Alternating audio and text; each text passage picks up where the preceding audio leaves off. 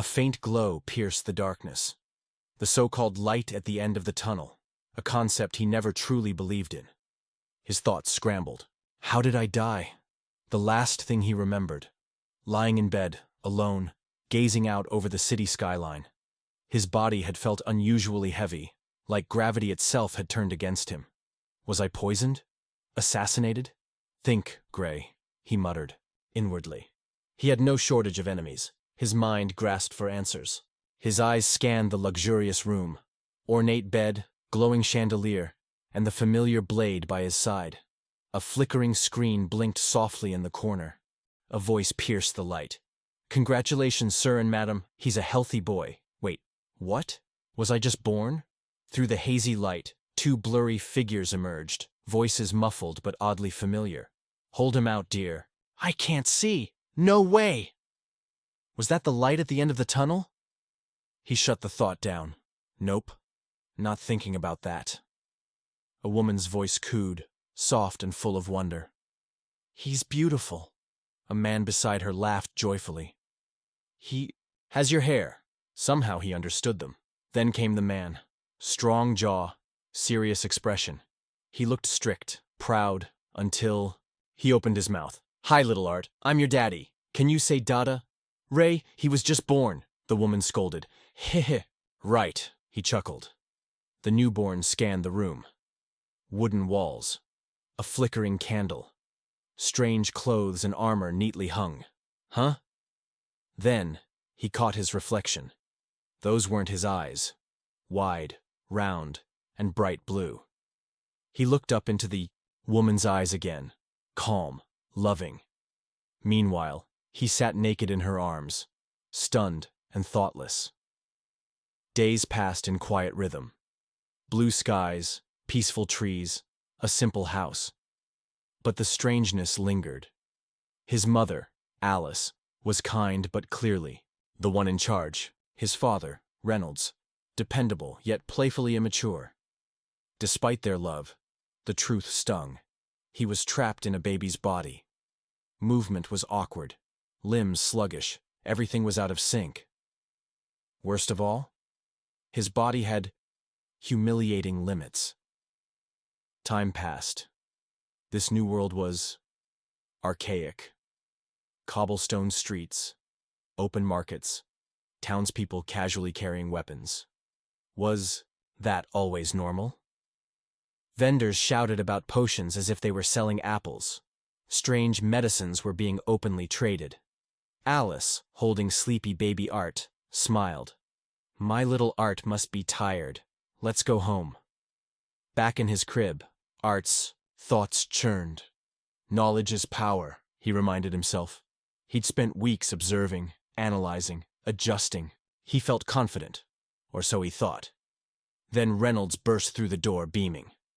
Daddy's home. How's my little man? Art's blank stare said everything. Within moments, Ray had flung Art into the air with a loud whoosh. Limbs flailed. Alice screamed. Ray! What if you drop him? Safely caught, barely. The baby trembled, his soul halfway out of his body. As expected, this body is far too fragile. Ray laughed heartily. My father did this with me. Look, honey, I think he's enjoying it. With that, Ray spun him around like a windmill. Whoosh! Whoosh! Alice panicked. Ray! Too late, Art's face twisted in horror. Her! Thuck! His tiny foot smacked Ray's face dead on. Silence. Alice stood with a smug glare. Ray froze, stunned. The baby, wailing. And underneath the sobs, barely audible, the guttural curse of a dethroned king trapped in diapers. Foo. Alice rocked the crying child gently. You're okay, sweetheart, she whispered. Reynolds sulked in the corner, practically steaming. Alice rested her hand over the baby's scraped leg. A soft green light glowed from her palm. Let mommy fix you up. Magic light wrapped around his tiny injury, soothing and warm. The pain faded. The wound vanished. She beamed and lifted him. There, all better. But even as comfort returned, a thought crossed his mind. I think I spoke too soon. Maybe I don't know a thing about this world after all. In my previous life, I was a king. Below, an army knelt in reverence. Then came battle. Soldiers in futuristic armor, wielding glowing blades, their king charging ahead on a mechanical steed, golden staff raised high. He was unmatched, his combat skills legendary, but none of those victories brought him as much pride as this one. Back in the present, a tiny smirk formed on baby Art's lips. His big blue eyes narrowed with focus. "I can crawl, baby," he declared, bolting forward across the floor like a soldier charging into war. His mother clapped in delight. His father crouched beside him, eyes wide. "Ray, watch the corner," she warned. "Okay, you keep him away from the shelf." Ray panicked, but thump. Art bumped his head against a mirror and fell back. Blinking in surprise, he stared at his own reflection. Equally round, equally shocked. "Oh, he's looking at himself," his parents cooed, charmed beyond reason. The name Art still didn't sit right with him. Too cute for a former king, he mused. But, staring into the mirror, even he had to admit it. He was adorable. Striking a dramatic pose, he grinned. "Watch out, future ladies. Prepare to be heartbroken." His parents burst into laughter. That night, after his mother kissed him goodnight, whispering, "Sweet dreams, my little Art," his eyes snapped open. The mission wasn't over. Mission start. Moonlight poured into the room as the small boy stirred in his crib. With precision, he tugged the blanket off and tossed it to the floor like a parachute. Leaning over the crib's edge, he squinted, calculated, and jumped. Bam! A perfect landing. Softened by the blanket, smirking, he thought. "Alice thinks I'm asleep. I've got about an hour." He crawled with stealth down the hallway. Alice hummed softly in the next room, unaware of the jailbreak. The target was in sight. "Full speed ahead," he whispered, launching himself through a barely open door. A beam of light illuminated rows of books inside. His wide eyes scanned the treasure trove. This was it. Peeking into the secret library, Art's eyes widened. Shelves lined with old scrolls and flickering candlelight made the space feel sacred. Clenching his tiny fist, he whispered, "Success." He tiptoed toward a shelf, eyes flicking across book titles. The candle's glow lit his determined expression. "Ever since I found this place, I've been sneaking in to learn more about this world." A map appeared in his mind. Dicathan, a continent, divided into 3 major kingdoms. Elenoir, nestled in deep forest, home to elegant elves and glowing fireflies. Darv, the vast underground realm of dwarves, lit by glowing orbs. Sapin, the grand human kingdom, bustling and majestic under the open sky. Like my old world, this one had kings, but here, power was inherited, not earned. He reached for a thick book wedged between others, yanked it loose, and both he and the book thudded to the floor. Papers fluttered around him. He blinked, then smiled. This world is far less advanced than mine ever was. His gaze wandered to a candle's flicker. Ah, there it is. Sitting on the desk was a gold-embossed book, Beginner's Guide for the Privileged Mage. He opened it with purpose. The ancient script was foreign, yet oddly familiar. "I think this is where I left off." His finger landed on a stick figure, diagram surrounded by runes. "In my old world, we had a life force called Kai, used to enhance the body and weaponry through hard training. But here, it's mana. And unlike Kai, mana is everywhere." Splayed across the wooden floor, Art scratched at an itch while flipping through the tome, face tight with focus. Only 1 in 100 children had the potential to use mana, a gift passed through. Bloodlines. Art groaned quietly. Cursed diaper rash. Still, he read on. There were 2 major types of mana users. Augmenters, who channeled mana internally for speed and strength, but had limited range. Conjurers, who cast spells by drawing mana from their surroundings, but needed more focus and time. His thoughts drifted to Alice, his mother. She wasn't just a normal mage. She was a deviant, a rare emitter who could channel restorative magic directly from her body. Sitting up, arms crossed and lips pursed, He read the next line. Mage awakenings. Typically occurred in early adolescence. He stared down at the book, then up at the ceiling. One line echoed in his thoughts. When the mana core manifests. In his old world, it was the key center. Children were taught to feel their energy, to gather it and focus it into a single point. He closed his eyes, took a breath, sat still. Tiny glowing wisps began to swirl in the air. He cupped his hands over his stomach, concentrating. A soft light bloomed inside him. It's working. Suddenly a hand grabbed the back of his shirt and lifted him clean off the ground. There you are, Art. You had me so worried. Alice gasped, her smile faltering. She looked down. Oh no. Are you having trouble going poopy? Art's face contorted in horror.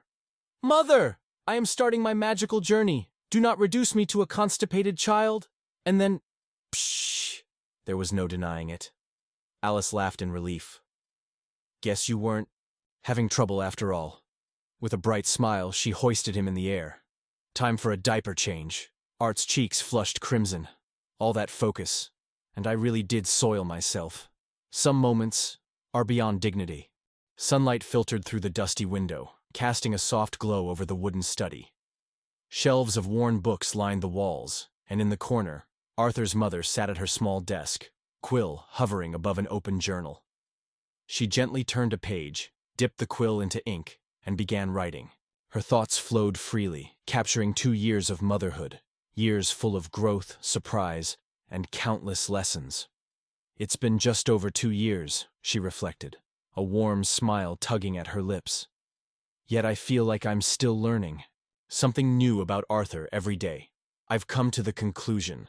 Arthur might just be the most adorable baby. Her mind wandered. His bright blue eyes, that mischievous smile, his unsteady steps guided by Ray's hands. The memory filled her with joy. With that little patch of auburn hair and those knowing eyes. If I'm not a strict, dependable mother, he's bound to cause trouble someday. She sighed, half laughing to herself. And I certainly can't rely on Ray. As if summoned, Ray stood outside, grinning proudly, while Arthur clumsily swung a stick like a sword. His mother froze in disbelief, then stormed outside. Her wrath cast a shadow over both father and son, who shrank beneath her glare. Back at her desk, she scribbled quickly. For heaven's sake, I caught Ray teaching our baby how to fight when he could barely crawl. Still, she couldn't help but smile. Walking through the vibrant streets of Ashbur, Arthur clung to her back, eyes sparkling as they passed rows of merchants. His hand reached out excitedly toward a familiar symbol. 2 crossed swords, above a shop. One thing I've learned, she wrote, is that Arthur absolutely loves visiting the merchant strip in central Ashbur. Rather than shopping once or twice a week, their family visited the market almost every other day. It wasn't just about groceries anymore. Arthur was always fascinated. Every light, every sparkle captured his full attention. On one trip, a street magician performed simple tricks with glowing rings and sparks. Arthur stared, mesmerized. His mother insisted she wasn't spoiling him. It's educational, she claimed. Fresh food for the house and a little magic for the mind. Watching him grow so fast, she often wondered what kind of person he'd become. With Ray as his father, she was certain he'd want to be an adventurer someday. And back at home, one thing remained a constant. Arthur's curiosity. He always found his way into the study, crawling in when no one was looking. She scooped him up again with a sigh. Maybe I should just move his crib in here. Though, maybe not yet. A quiet thump broke the stillness as her hand closed the worn journal. Ink dried slowly beside the quill as she walked away, leaving the room in gentle silence. Sunlight poured through the open window. A small boy stood on a bench, staring out, eyes wide with thought. The world outside called to him, even now. In the yard, Ray stood tall, peeling off his gloves after a long morning of work.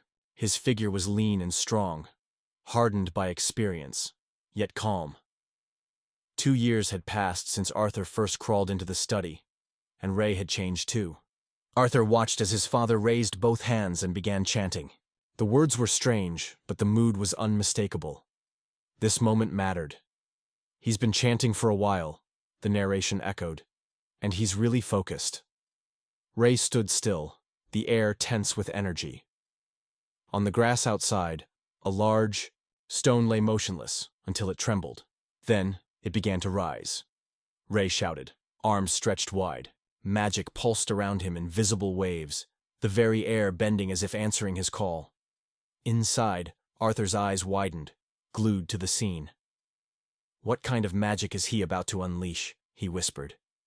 And then, it happened. With a triumphant yell, Ray threw his arms skyward. Rocks and debris burst from the ground, launching into the air like fireworks. Arthur's jaw dropped. That's his awe, said the rest.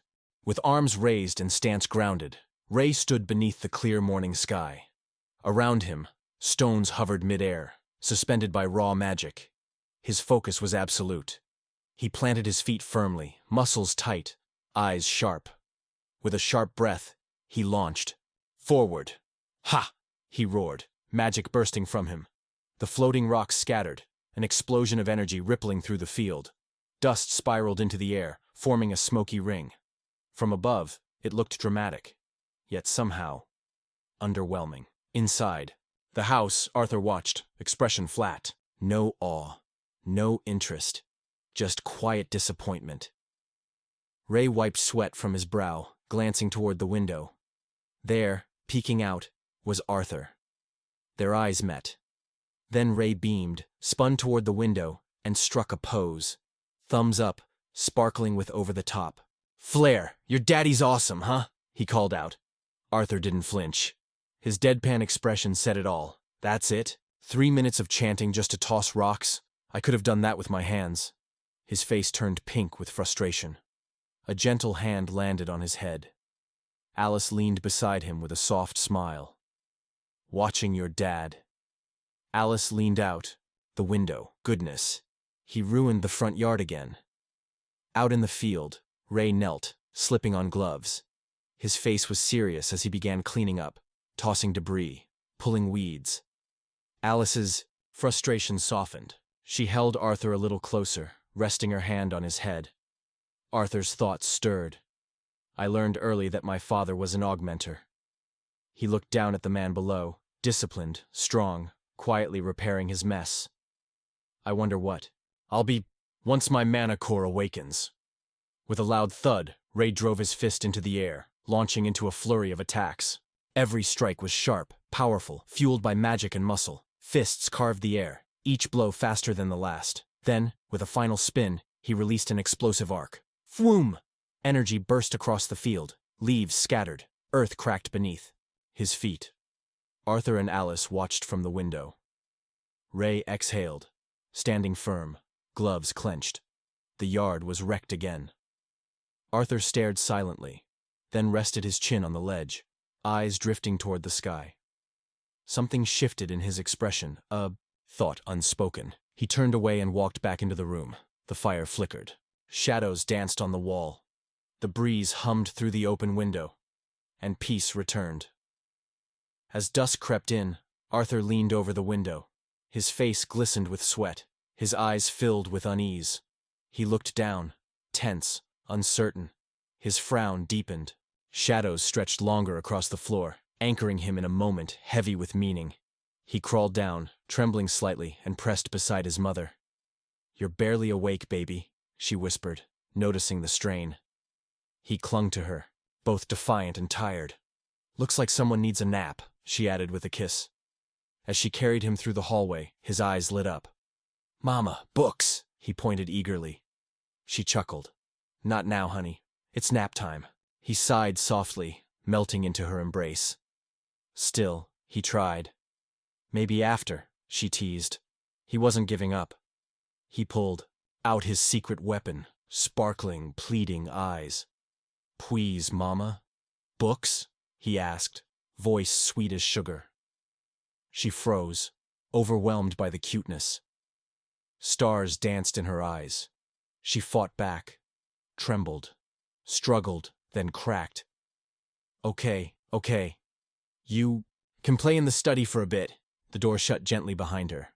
Arthur sat in the study, surrounded by open books bathed in warm light. He looked down, calm and focused. My greatest achievement, beyond gathering knowledge. He sat cross-legged, forming a circle with his hands, is forming my mana, core. A soft glow emerged from his chest. It pulsed, flickering in his small hands.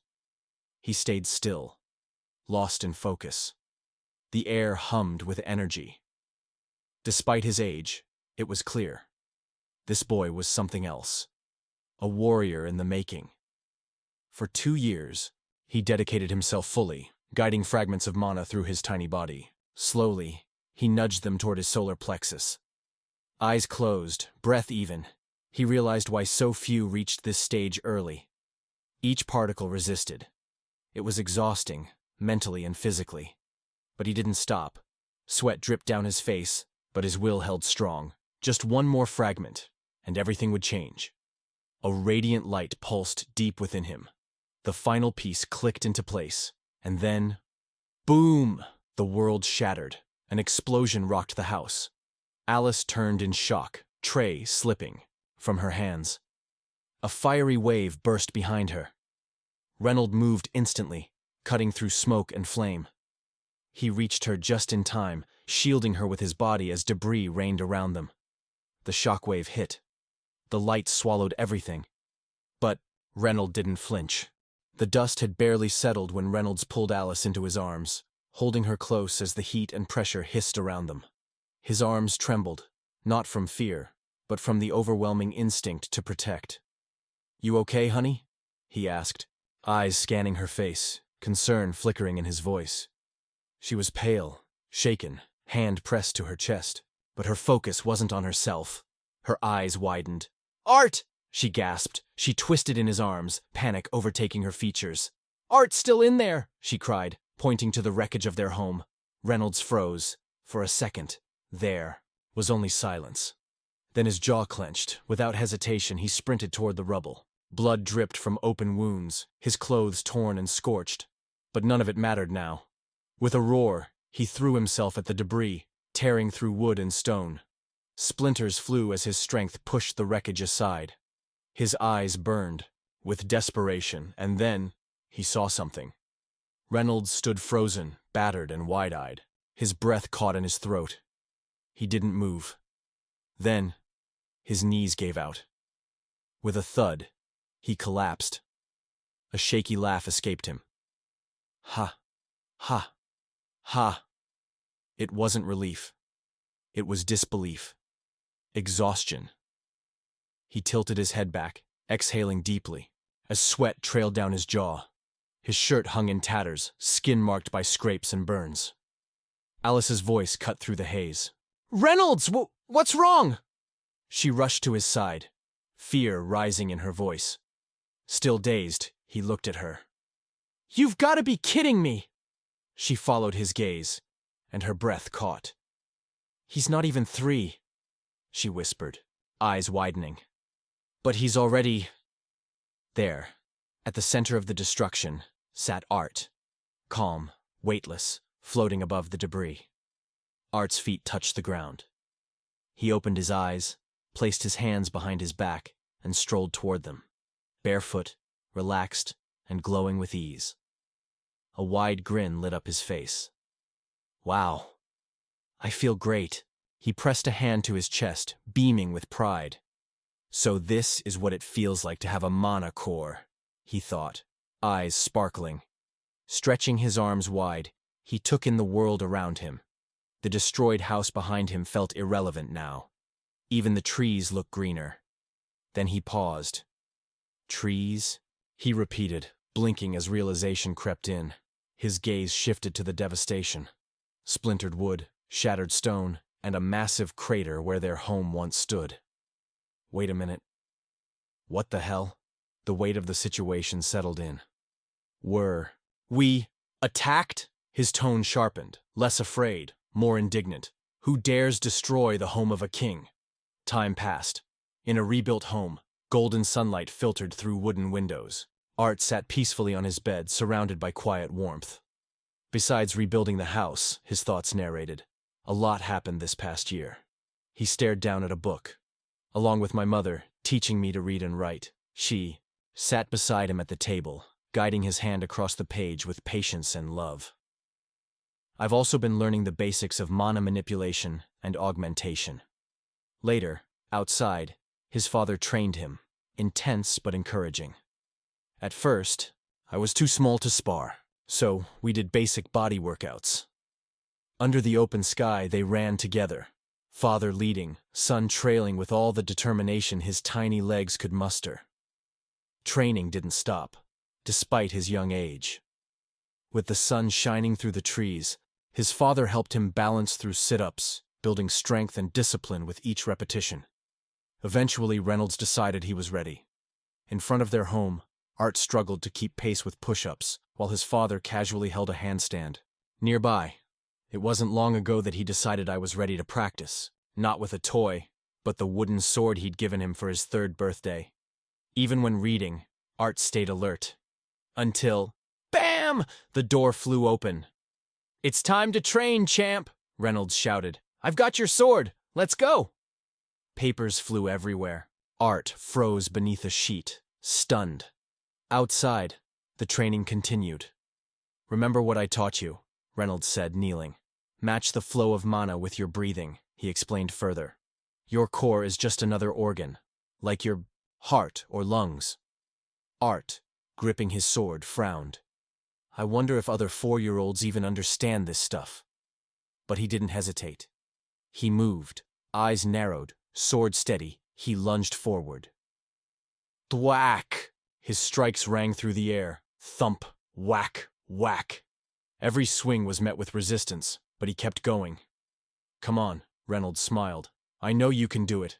Sweat dripped down Art's face. "He won't let me rest until I do this, and I only have a bit of time left before dinner." Closing his eyes, Art steadied his breathing. Mana gathered in his core. His eyes opened, bright, focused. Reynolds watched in quiet admiration. Then, swing! Blue energy burst from his blade. A flash of light, and crack. Arthur's blow shattered his father's wooden sword in two.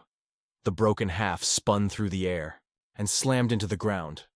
Reynolds stared at the smoldering hilt in stunned silence. Art stood panting, flushed, but calm. "Can I go study now?" he asked. Yeah. "Sure, Art," Reynolds muttered.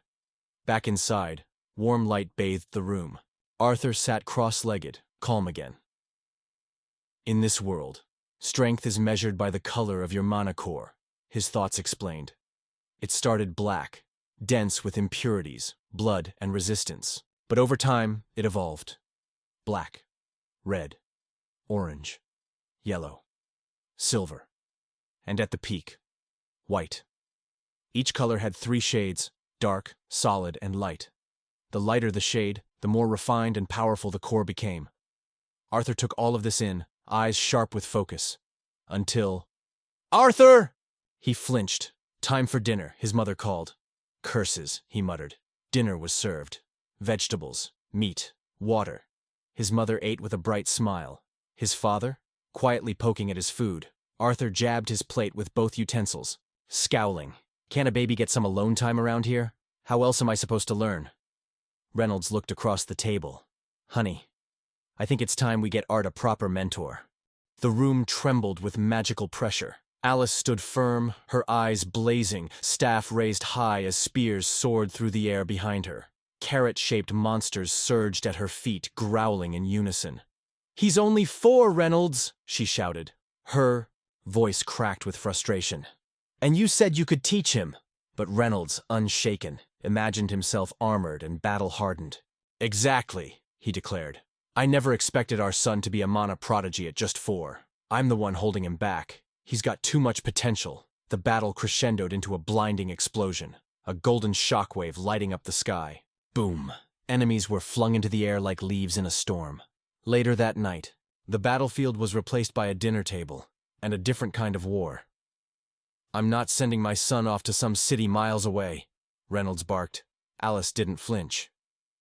"Xyrus isn't just any city, and my friend will make sure he's safe." At the center of it all sat young Arthur, silently poking at his plate, sighing. Their argument swirled around him, until Alice slammed her hand on the table. The whole house froze. Under the pale moonlight, both parents stared at their son. The weight of a decision now rested on 4-year-old shoulders. Reynolds turned to him, voice calm but firm. "Art, you have a say in this. Do you want to go to a big city and get a real teacher?" Arthur blinked. He couldn't believe it. "They're letting me decide?" A quiet gulp. His voice trembled, but it came from the heart. "Can't Mommy and Daddy come too and meet the teacher together?" The room went still. Then, laughter. "We didn't even think of that," Reynolds said, chuckling. "I'd feel better if I'm there for the test anyway," Alice added warmly. Reynolds stood tall, raising his arms with a grin. "Then we're all going to Xyrus City." And just like that, their journey began. That night, Arthur lay sprawled on his bed, eyes fixed on an old book lit by magic. "I thought I saw it here somewhere," he muttered. He was completely immersed, until the door swung open. "You need to get to bed, mister," Alice scolded, snatching the book away. "We leave early tomorrow!" Arthur's eyes widened. "Tomorrow? So fast!" Alice sat beside him, gently tucking him in. "I don't like rushing either. But we'll be traveling with some old friends, twin horns." Arthur relaxed slightly as she kissed his forehead and headed toward the door. "And don't even think about reading again tonight," she warned. "You can pack a few books." "Okay, Mom, good night." "Sweet dreams, honey." Outside, the stars sparkled. Arthur's thoughts drifted. The twin horns. They've helped rebuild our home. And now, we travel together. He smiled. The family stood together outside their cabin, bags packed, the valley bathed in morning light. It was time, as they stepped onto the dirt road. "Thanks again for taking us with you." Then, with a proud smile, he called out to the group. "Everyone, meet my son." Arthur stepped forward. "Hello, my name is Arthur Leywin," he said, bowing politely. "Thank you for coming with us to Xyrus."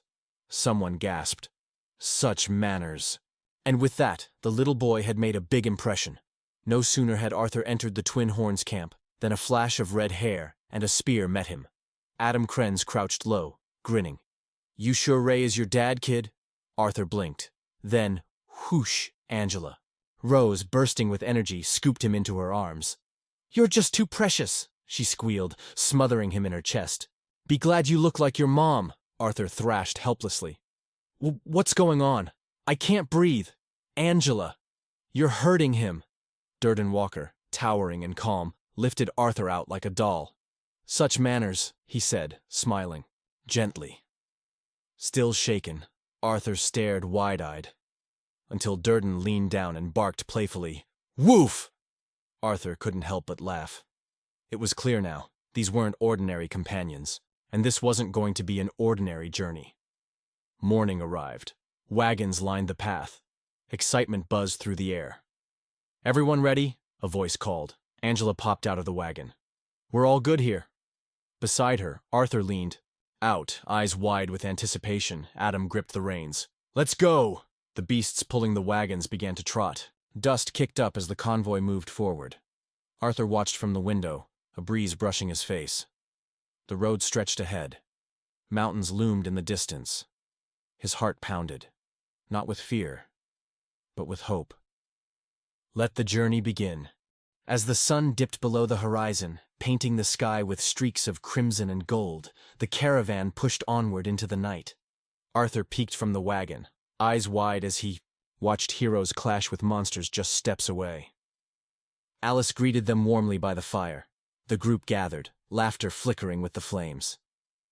But Arthur sat alone, chin resting in his palm, eyes distant. Helen noticed. "Tired?" she asked with a soft smile. Arthur nodded, barely mumbling a response. "It's your first time traveling like this," she reassured him gently. Arthur forced a shrug. "I guess." But the words he didn't say hung heavy. "In this life, sure." Helen leaned closer, intrigued. "Your dad's been bragging you're a genius mage. You really awakened a year ago?" Before Arthur could answer, the mood shifted. Adam stood and cracked his shoulders.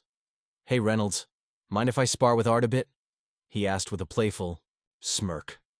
Arthur sat stiffly by the fire, irritation simmering. Stretch out by yourself, he muttered coldly.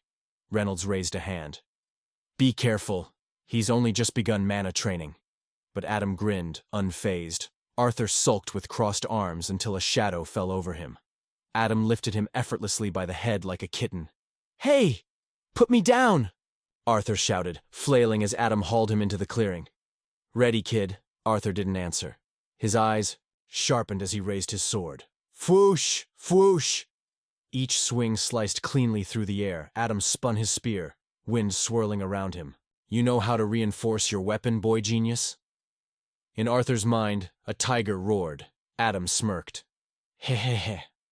The spar was about to begin. From the edge of the field, Arthur could feel everyone watching. His pulse quickened. Father, son, telepathy, work. Redhead is out for blood. Get me out of this. But Reynolds only pumped his fist. Go get him. Arthur sighed. Useless. He closed his eyes. Fine. They opened again, focused and bright, and in his mind, a memory stirred.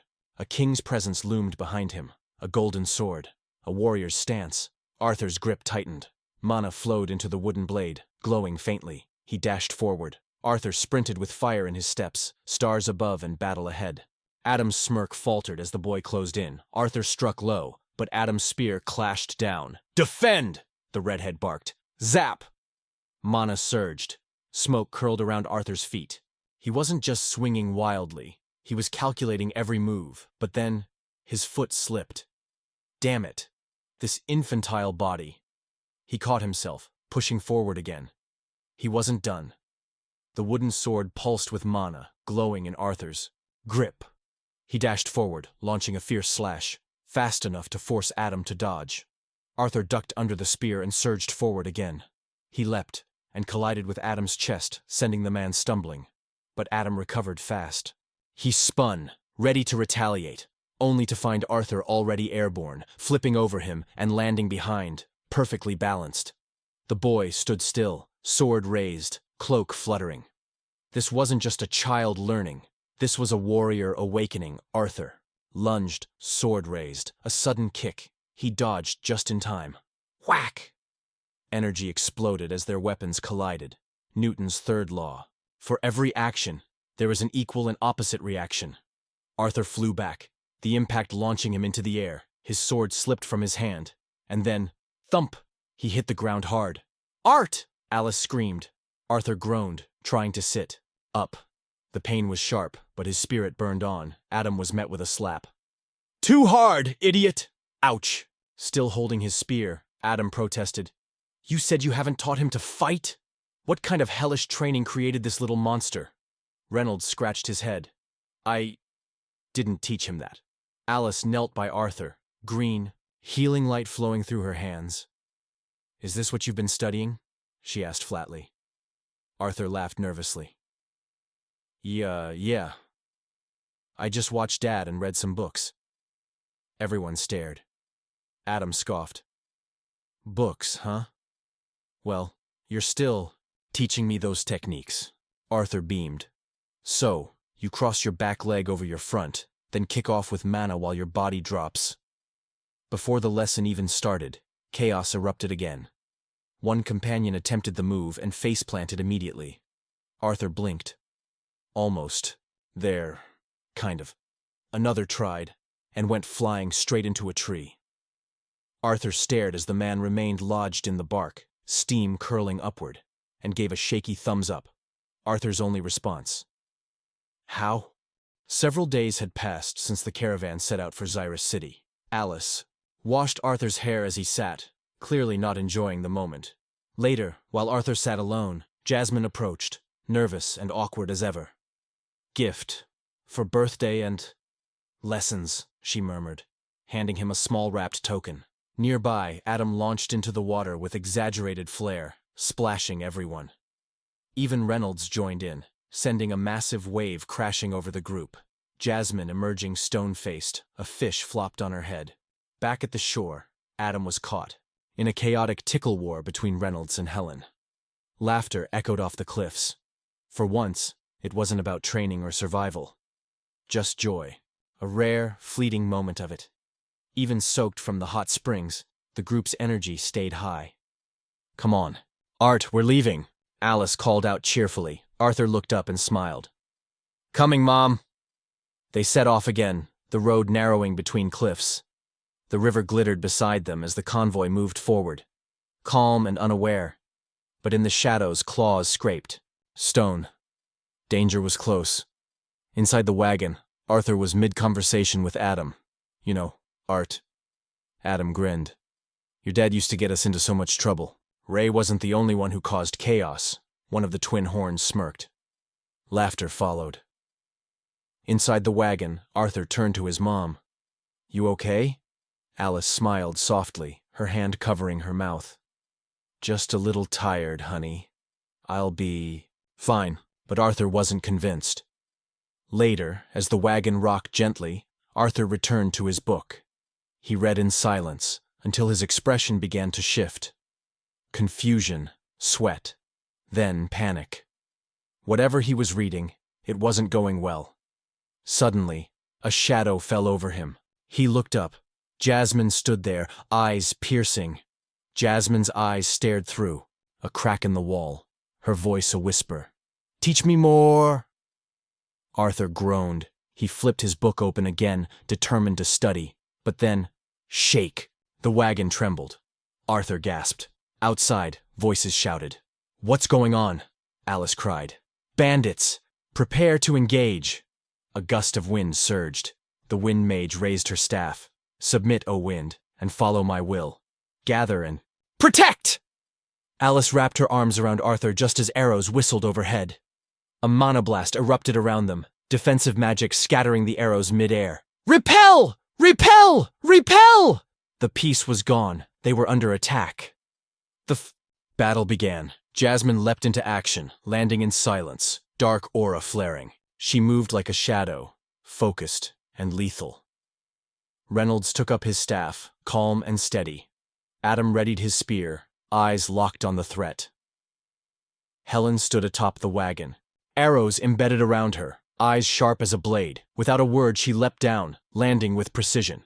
One movement, draw, aim, release, pure focus, pure fire. The twin horns were ready. They weren't just survivors, they were warriors. From inside the wagon, Arthur watched with clenched fists. Alice stood protectively beside him. "Damn it," she whispered. Above, silhouettes lined the cliffs. Dozens of bandits, weapons drawn. Archers on the ridge took aim. Shadows crept through tall grass below. They were surrounded. And then, him. Towering brute, scarred and grinning, dragged a giant axe behind him. It scraped against stone with a heavy thud. "Pretty good catch, boys," he sneered. His eyes scanned the wagons like a predator. "Leave the women and the kid. Try not to leave marks." Then a twisted smile. "Damaged goods sell for less." Arthur's eyes narrowed as the bandit leader stepped into view, a twisted grin spreading across his face. "I've been living in a bubble for too long," Arthur thought bitterly. The man stood tall, confidence radiating off him like a stench, flanked by masked thugs. Arthur's stomach turned. Every world has its filth. His gaze darkened. Damaged goods. No fear, just fury. Alice turned to him, worry etched on her face, but Arthur's hand was already gripping his weapon. Before he could move, she pulled him into a tight embrace. "I'm here," she whispered, her voice trembling. Arthur didn't look away. He wasn't scared. He was focused. The storm behind his eyes had begun to rise. Outside, there was no time for comfort. From the ridge, a bandit archer drew and fired. Below, Reynolds and the others braced. "Gather and guard!" he shouted. A surge of mana burst forward, then the earth split. Slabs of stone erupted upward, forming a towering wall. Earth wall! It was a solid defense, shielding the caravan from the first wave, but then came more. Javelins sliced through the air, one barreled straight toward the wagon. Alice didn't hesitate. She threw herself over Arthur as the impact ripped through the wood. Before the dust could settle, wind howled to life. Helen stood firm, magic spiraling from her hands, deflecting every last threat. But from the shadows, the bandit leader stepped, forward once more, blades drawn, eyes gleaming. The real ambush had only just begun. High above, Jasmine pulled her bowstring back. Shoot! Arrows rained down, streaking through the sky. Below, a brute deflected blow after blow, his massive axe moving like a wall. Then the tempo changed. Jasmine dashed in. Reynolds slammed his staff down. Another warrior dropped from the cliffs, landing like a bolt of thunder. Smack! The battlefield exploded in movement. The armored fighter charged ahead. Dash! Hit! Smack! Bandits dropped in his wake, each strike clean, precise. One enemy raised his blade, but an arrow pierced him before he could swing. The twin horns were just getting started. Jasmine and the red-haired warrior locked eyes, no words needed. All around them, enemies closed in. Jasmine moved first. Her blade flashed, one clean strike. On the other side, the red-haired fighter was a whirlwind, his movements brutal, fluid, unstoppable. A giant came at him. He dodged, then countered with a quake-inducing blow. The earth responded. Spikes tore through the bandit, blood spraying upward. Above, Jasmine spun through the air, each slash, each stab landing with terrifying grace. Then came the new threat. A whip-wielding maniac stepped into view, laughing like it was all a game. He lashed out wildly, hitting anyone in reach. Jasmine hit the ground, hard, but her eyes were sharp. She was done playing nice. The man sneered, voice dripping with mockery. "Stop struggling, baby. You'll beg to stay with me." Jasmine didn't flinch. She blurred, moving faster than his eyes could follow, dodging every strike, leaving only afterimages in her place. She took a hit, barely. And then she smiled. This fight was far from over. From the edge of the battlefield, Arthur watched it all. Jasmine was fast, but her opponent had the advantage. She's outmatched in range, he realized. Then the question hit him. Can I even help? Do I stand a chance in this body? But before he could answer, the world came crashing down. A deafening explosion shattered the wagon. Arthur and his mother were thrown from the wreckage. Dust filled the air. Then, Reynolds, beaten, bloodied, but alive. He'd shielded them with his body. Alice rushed to him. "Honey!" Arthur followed, heart pounding. But just beyond them, standing atop the rubble, the bandit leader. Still grinning. Arthur turned urgently. "Mom, you have to heal Dad." But Alice froze. Her hands shook. Her lips parted. I can't," Alice sobbed, light barely glowing at her fingertips. Reynolds, ever calm, smiled through the pain. "I'm fine, honey," he said. "It's not life-threatening. Just do your best." Arthur clenched his fists, trying to steady himself. Reynolds turned to him. "Art, listen closely. Once your mom heals me, they'll come after her. I can't fight if I'm worried. About you both." He placed a firm hand on his son's head. "Take her. Get out of here. Don't stop." But Arthur shook his head, voice fierce. "I'm not leaving. I can fight. You saw me." Reynolds met his son's eyes, and for a moment, he smiled. "I know. That's why I'm trusting you." He leaned in close, eyes full of urgency. "Protect her." A beat. "And protect the baby inside her." As the dust settled, a fragile silence fell over the battlefield, trying to process everything that had just happened. Alice offered a tired smile. "Just a little tired, honey. I'll be okay." And in that moment, Arthur understood. His mother was pregnant. Reynolds reached out and gently tapped Arthur's head. "I was going to tell you when we got to Xyrus," he said, smiling faintly through the blood. Arthur didn't need to hear the rest. He stepped forward, gripped Reynolds' weapon with steady hands, and said with quiet resolve, "I'll protect Mom. I promise." "Son of a—" The fight was far from over. Shouts rang out. "They have a healer! Don't let her get away!" Arthur grabbed Alice's hand. "Come on, Mom!" They ran. She struggled to keep pace, but Arthur's urgency pulled her forward. He glanced back toward Reynolds. "Don't die on me, Dad." From the ridge, the red-haired warrior spotted them. "Hurry!"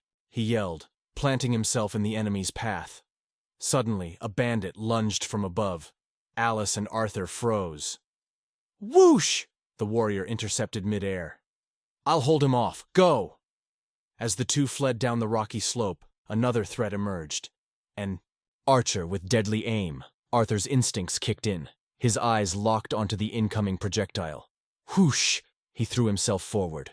The blow landed hard, sparks flying on impact. Arthur gritted his teeth through the pain, but he stood his ground.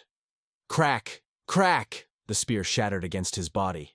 From a distance, the stunned bandit muttered, How the hell? Snap! An arrow pierced his skull.